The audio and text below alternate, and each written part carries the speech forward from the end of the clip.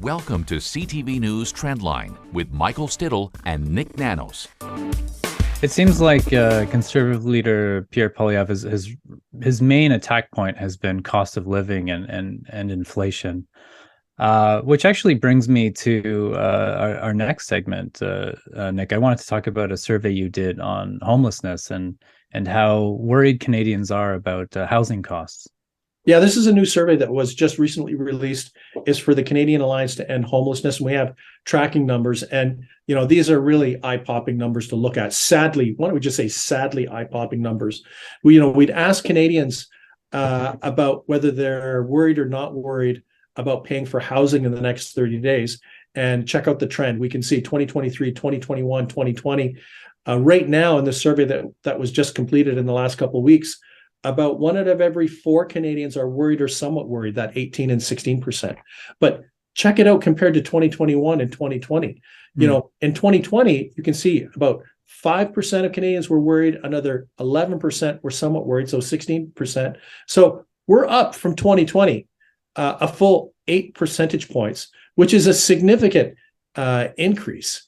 And, just think of it this way. Back in 2020, we were looking at that 16%. We said that was bad. So it speaks to the fact that if you walk down your neighborhood, you see 4 of your neighbors, 1 of your neighbors is worried about whether they're going to be able to pay for housing in the next 30 days.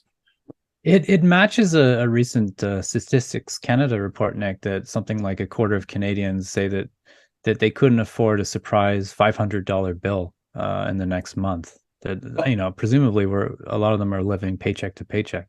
Absolutely. And, the other thing is that we know with other research that we've done for CTV News that Canadians are also worried about just paying for the groceries, that younger people, there's some younger people that are actually eating less because they're worried about paying for the bills. But in the same survey for the Canadian Alliance to End Homelessness, the other thing is that people overwhelmingly believe that homelessness is on the rise in Canada. And, I think something like 1% think that it's not on the rise or the same. So people know, and they see that many individuals in their neighborhoods are having difficulty paying for the bills. They're having difficulty paying for groceries, having difficulty paying for the rent, paying for the mortgage. They're just getting squeezed. And, the optimism for 2023 isn't there because we don't know whether there might be a mild or what type of downturn there might be in the economy and what will happen with interest rates. I'm curious also, Nick, in the same survey you've done, I think you also asked people if there should be some sort of federal initiative to possibly to help out here. Yeah, and it looks like people want action on homelessness and support for those that are in most need.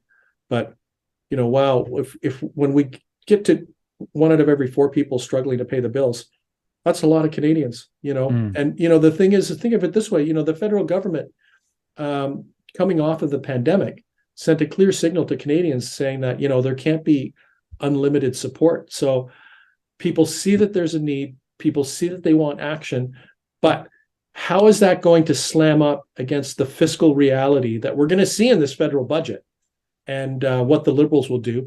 The other thing is, I think big question mark, and this is important for whether Parliament ravels or unravels with the New Democrats and the Liberals specifically, is what will the NDP want on healthcare, and what will they want to see happen on things like homelessness? Because the thing is, if they get grumpy and if their numbers start going up, that could precipitate a potential election if they see that the Liberals are not going far enough in advocating for a progressive agenda.